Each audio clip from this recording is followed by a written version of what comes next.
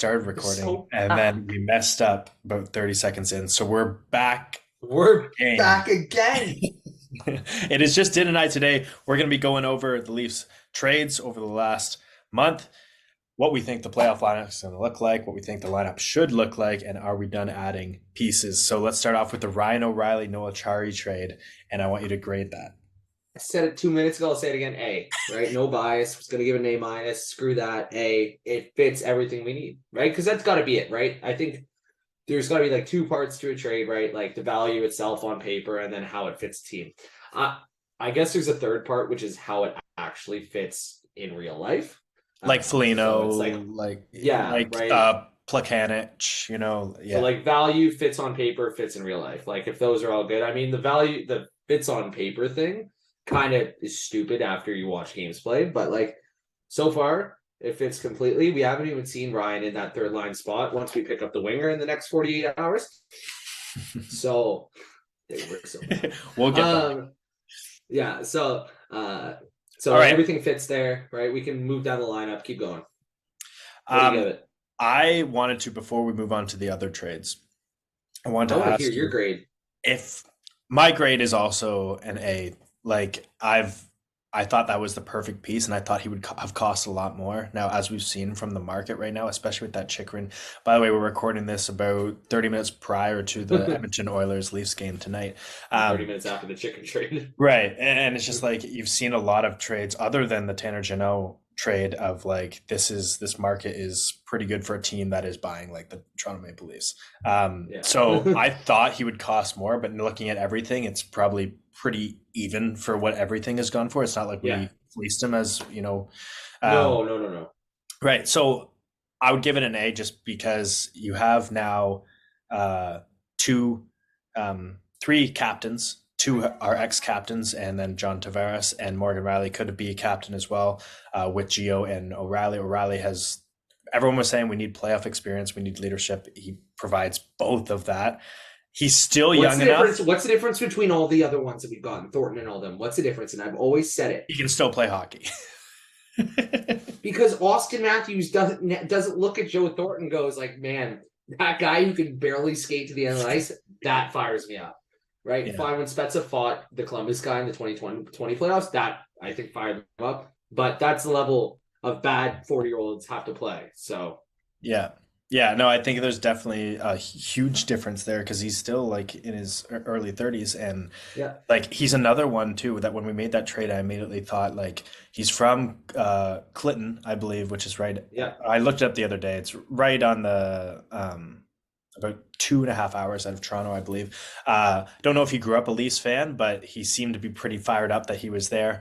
And he could be a guy that you could re-sign for like a 3 year, even 4.5, could be possibly less. But if it's at that range, like you're laughing. That is a great guy Yeah. to have. He will still be good by the end of that deal. He won't be right Reminds me of the now, Ryan Drew O'Reilly. deal. Yeah, yeah, pretty similar. I think it's gonna remind me. Yeah, right. Right?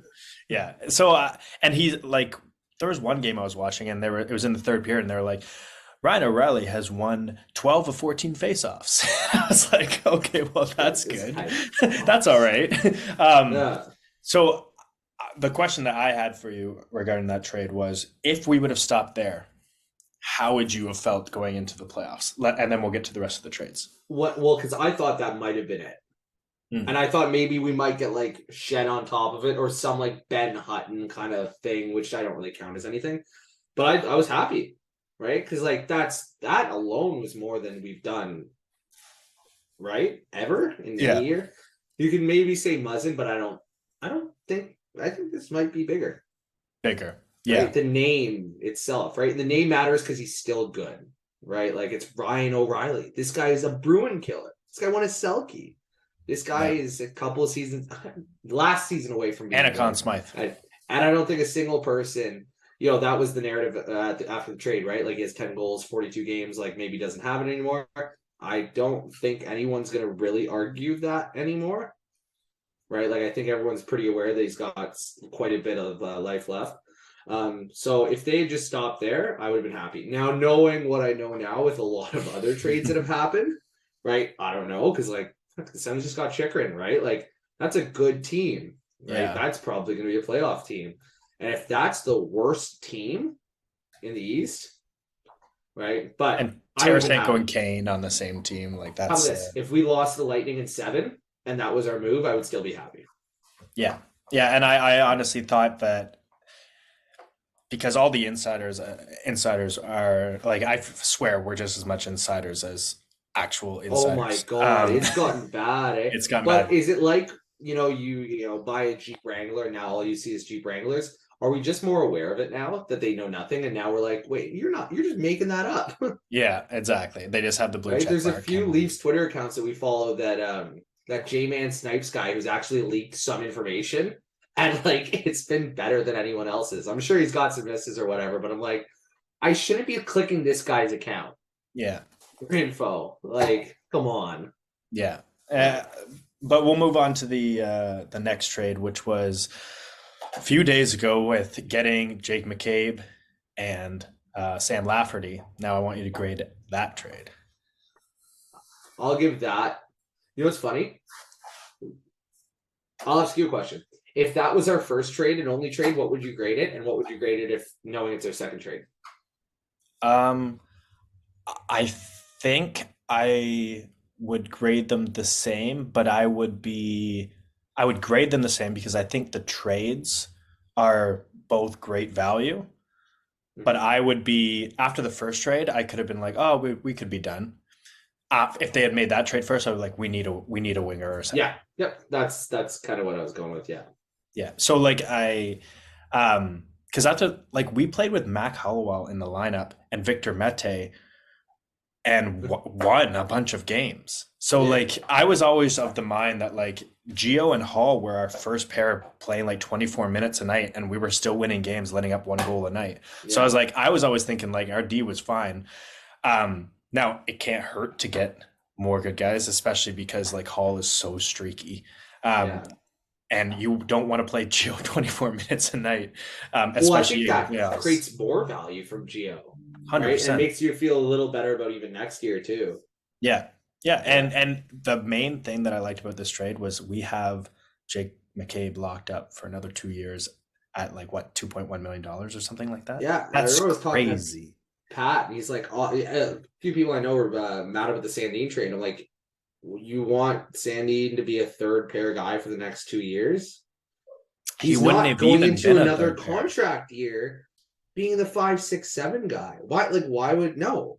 Like, He would have been a Rasmus, 7 guy too because we now have McCabe, Riley, and not Lily, who's our third guy well, no, on well, that Gio would have side. still been down the Gio and line. Gio. Right. So Yeah, and then he would have been a contract year and be like, well, I'm not playing him. No way I'm signing. So at least you got I something. that was goodwill by Dubas, and everyone kind Yeah. of doesn't realize that was goodwill, right? Like, how cool is it that we're like, yo, we've got this guy that's going to be top 4. How can we trade him? You know, you can trade him because he's going to be 24 as our 7th defenseman, Yeah. right? And maybe that's a good thing that this guy that we have such good defenseman that he can't top out, even knowing how good he's probably going to be.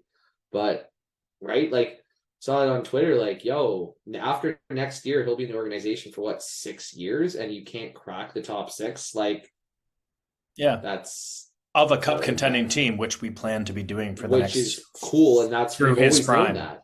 Yeah. We've always said that. Like, is this defense a cup winning defense? And we go, no, right? And is this? I don't know. But it's definitely not a no. Yeah. Well, let's skip ahead because we briefly talked about the Sandine deal. I think we're both in favor of it. Recoup some assets, and that'll get to our next point of do we think we're done? But let's talk about do you think that this is now a Stanley Cup winning defense? Because I almost thought that we could have potentially been a Stanley Cup winning defense prior to making any of these defensive moves. Yeah. And now we have Luke Shen who leads the hits, leads in hits in the league, not even by a By little 60. bit.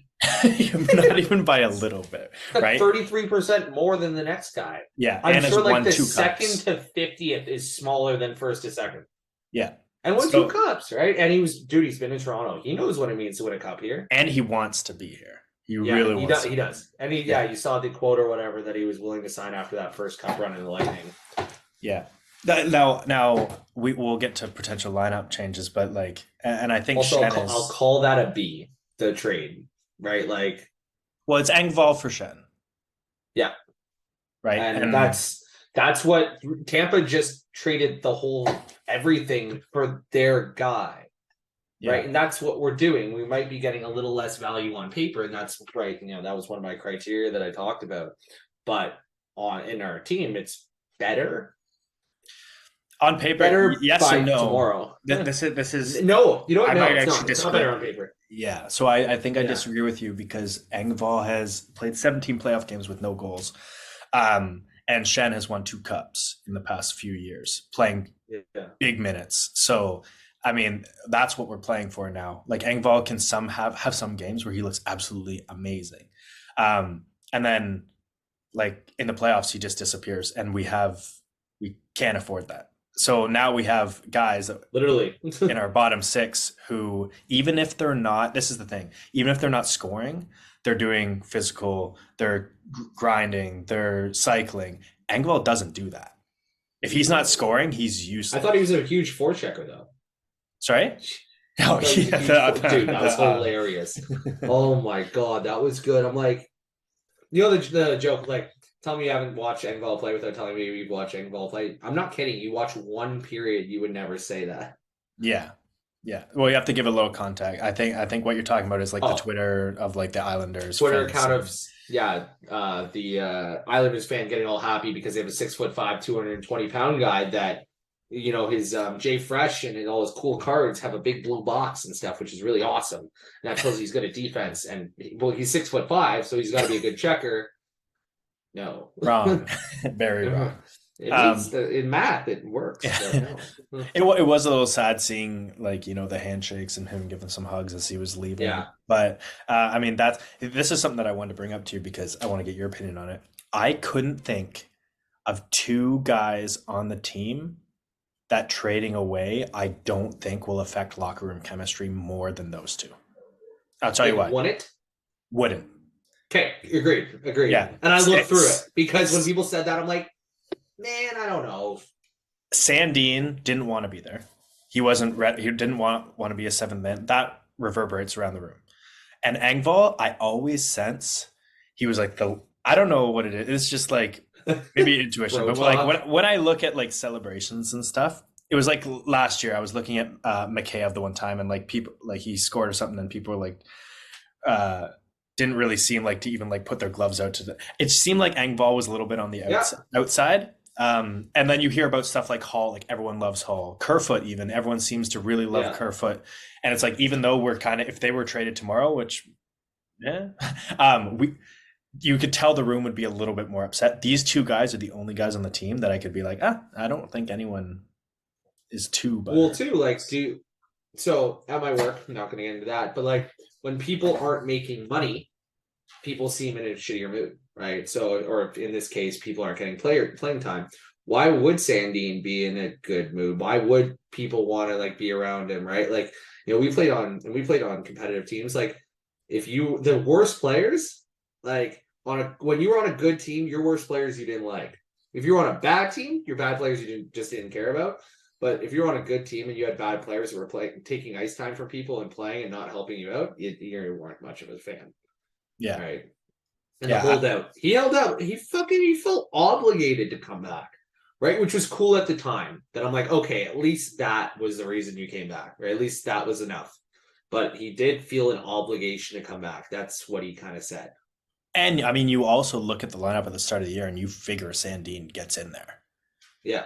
Right. But he had a couple of injuries and he started off training camp late and everything like that. And the season just didn't work out for him. I hope he does have, I know it's like a cliche. No, I think he's I really hope he good. has success. I think he could be like a Nate Schmidt kind of guy where like the Capitals, Nate Schmidt was in the same position that Oh, I Sandine like was Schmidt. with the Capitals, where he was like in and out of the lineup. And then he goes to, I believe it was Vegas, and he plays top 4 minutes and does awesome on their Yeah. when they lost in the Stanley Cup final. So I could see that a similar trajectory, but he was going to leave for nothing, probably not playing in the top six or barely breaking it next year. And we have depth, and we've shown that we can sign guys like Jordy Ben for nothing to be an NHL defenseman if injuries happen. That's Shen, it. I bet we'll it. re-sign Shen to be a 6-7 guy next You year. can find someone as good as Sandin any free agency for $1.4 million. Now, at least next year. Now, will Sandin in a couple of years not, be maybe a $4 or $5 million defenseman? Probably. And will you be able to replace that like that? No.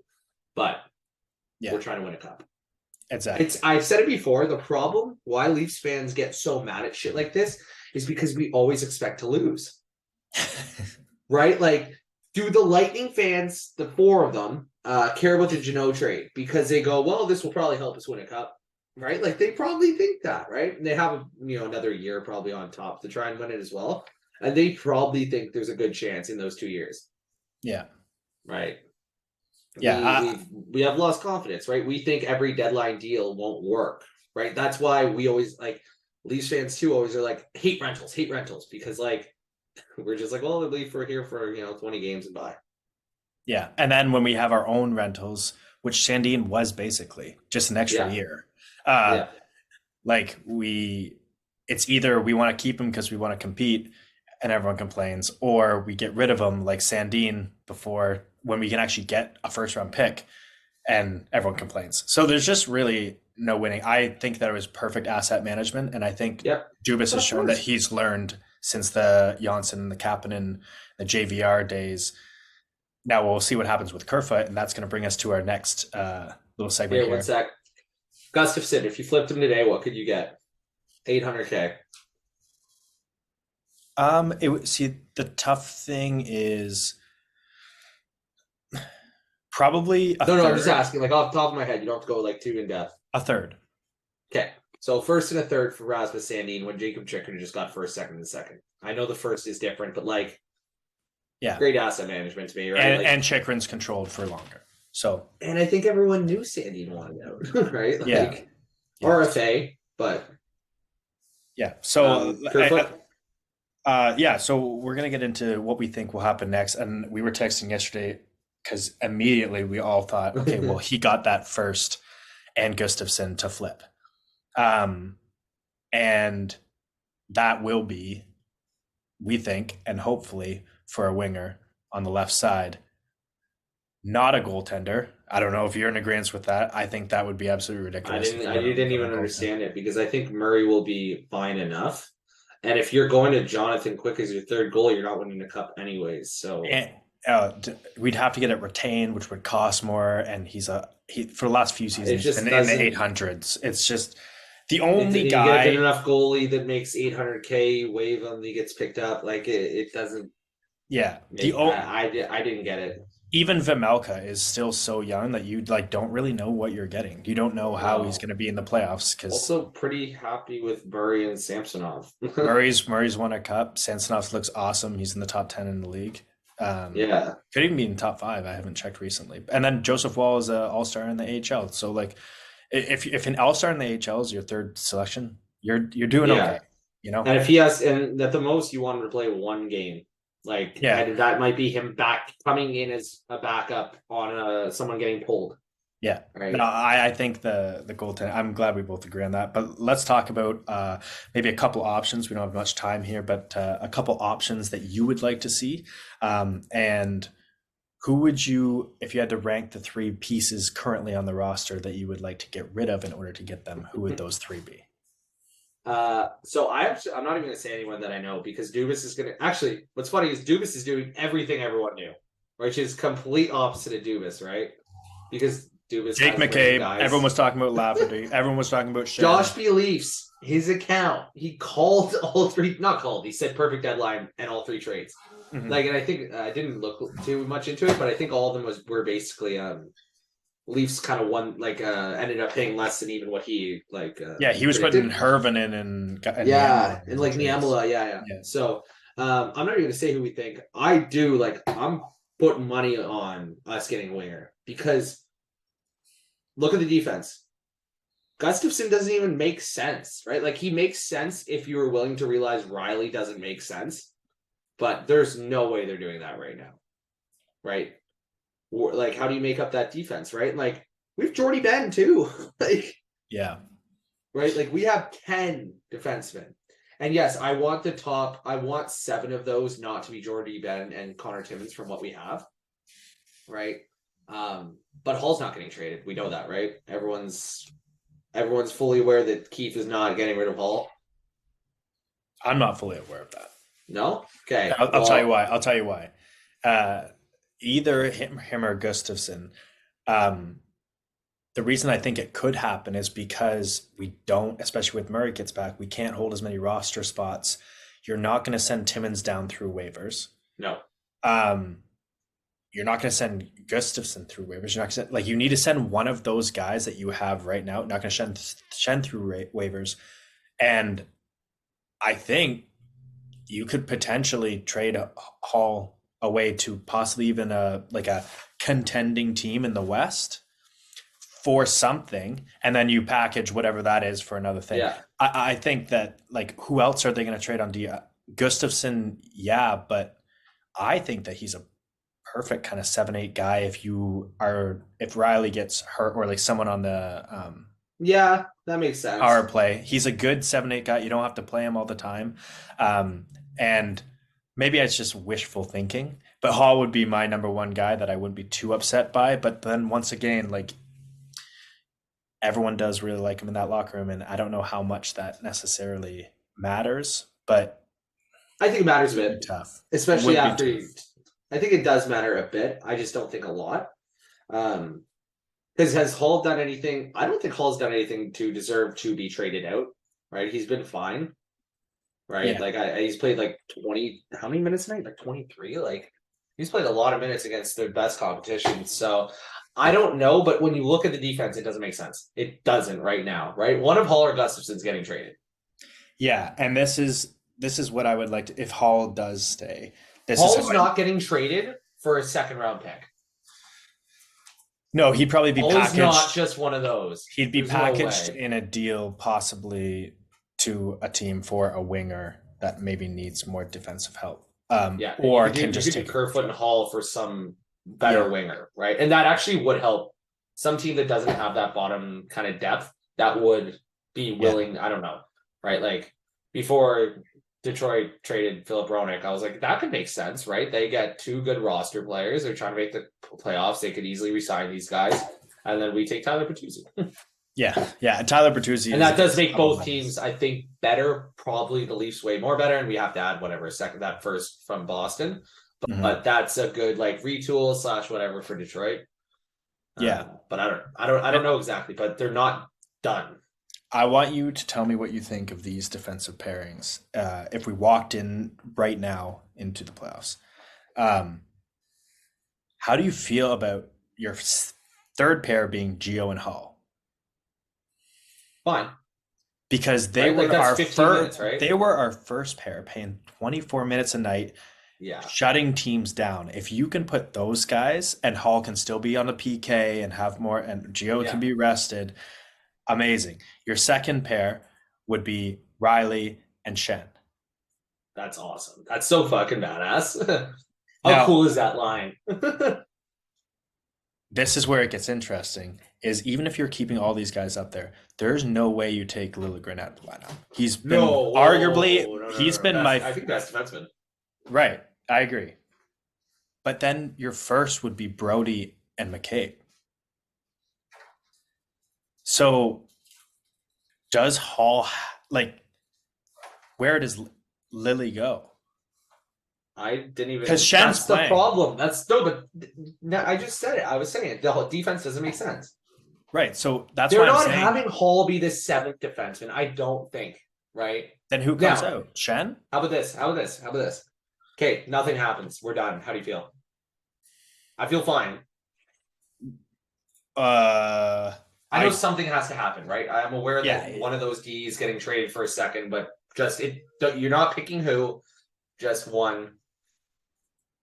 I mean, I feel good because I think that no matter how the lines end up, it'll be fine. Like the difference, for example, between like Hall and Schenn in terms of like what they both bring is like minor. right? Either one Yeah. could slot in, and you'd both be like, all right, great. So Yeah. like in the end, you just have a plethora of options and see what works, what doesn't work. But your locks are McCabe, Brody, Riley, Geo, Lily. Those are your locks, right? And then you Pretty have awesome. 4 guys right now who are all at best 3s and at worst 5s that are your 7th, Yeah. 8th, and 9th, 6th, 7th. That's why I'm like kind of like, well, maybe you don't trade any of them, right? Like, Yeah. because it's like, But then you do you've need never to, had- you have to because of, I'm forgetting Connor Timmins too, who we also locked up to a great deal that will look good because I think he'll Very good turn as into a seventh defenseman next 5-6. year. Yeah. Right. So you need to put 2 guys on waivers, no? So you either, Right. so that's why I think Hall and Gustafsson. Kerfoot could just, but the thing is, you can't trade Kerfoot without getting another winger back with Engvall gone. Yeah. That's the thing, because Kerfoot is the missing link of like solving all potential money problems. Actually, kind of, because whatever winger is coming back, it's going to be expensive. I don't know about that. It's But we're aware this doesn't make sense right now, right? and he has so many options because we still do have some, especially with the cap space of Engvall and Sandin, we do have cap space to work with. That's without even offloading a Kerfoot. We or a said Hall. the Shen for Engvall thing makes the team worse on paper, right? Which is all Dubas's job is kind of right, is to think on paper how will this fit, how this fits in, and we are worse from Shen for Engvall, I which disagree. means we're not. You disagree? I disagree with that. But with all those defensemen as well, though, you pretend that Gustafsson's there, Hall's there, all of them are there.